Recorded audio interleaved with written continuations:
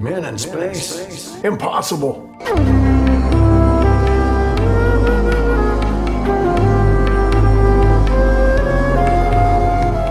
Hello everybody, I'm Roger Simpson, clinical hypnotist at the Flow Center in Dallas. You can reach us at theflowcenter.com or at hypnosisoverthephone.com or at my private number 214-699-6627. Now, downstairs from the Flow Center is a clinic that offers a 12-week treatment program. The treatments are usually a week apart, and the clients, desperate for real help, come in week after week.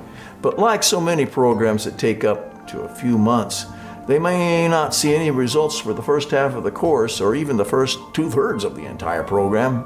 And of course, they won't reap the full benefits until after the last treatment. So, the owner of the clinic noticed that around treatment number 9, sometime sooner, the clients would begin to wonder why they were still coming and would talk themselves out of coming back to complete the treatment program.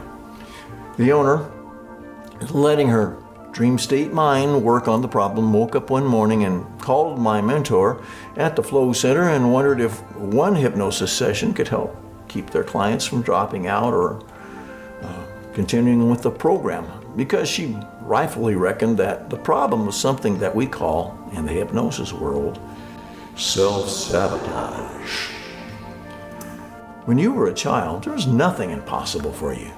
I used to run around with a red blanket tied around my neck, pretending to be Superman flying around Metropolis. Or later, us boys would play at soldiering, pretending with sticks as rifles and rocks as grenades, that we were a small patrol of dog faces in World War II behind enemy lines, just like our favorite TV show Combat with Vic Morrow.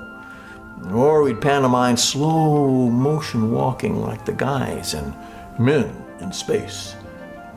Then came reality. As we grew up, we went through the government education system that was actually teaching us that all the things that we wished for were not possible. You see, in centuries past, spiritual things were real and they were possible. But now our civilization rides the black horse of only the real things we can record and we can measure. So science is now our religion, and the white horse of spirituality has been put back in the barn. Or as some on this planet want, sent to the glue factory. So we learn to talk ourselves out of a lot of good things that do exist.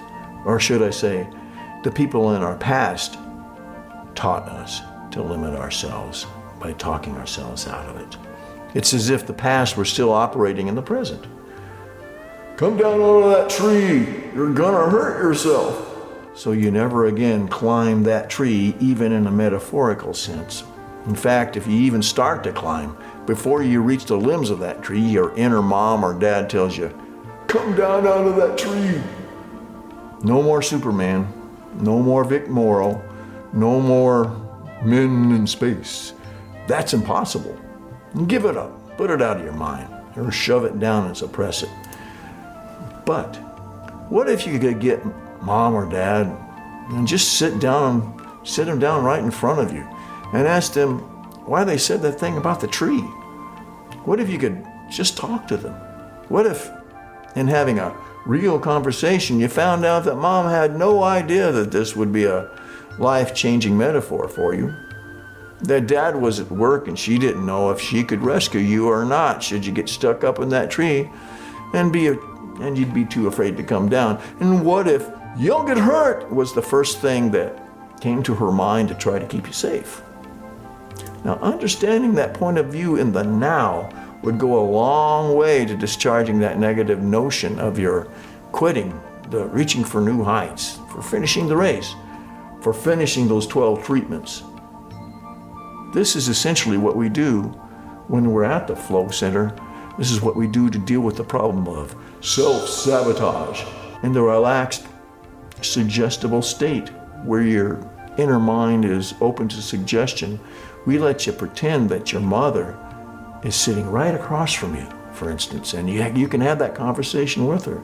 You can resolve these issues that limit your life with can'ts and won'ts and don'ts.